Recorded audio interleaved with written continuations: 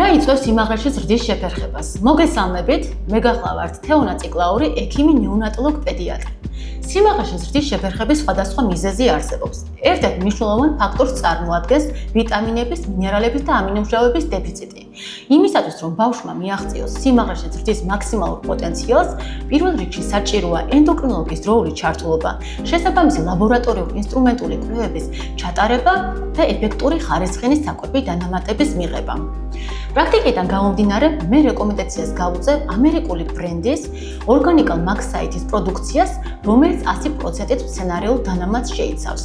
მასში ვიტამინების და მინერალების რაოდენობა ზუსტად იმ პროპორციითაა, რაც საჭიროა დანაკლისის შესავსებად. ამავდროულად არის ხელმისაწვდომი. აღნიშნულ პროდუქტს აქვს FDA და GMP-ის მიერ მინიჭებული სერტიფიკატი. შეზენა შესაძლებელია ვებგვერდზე organical.g. მე ვირჩევ საუკეთესოს ჩემი ოჯახისთვის და პაციენტებისთვის. გისურვებთ ჯანმრთელობას.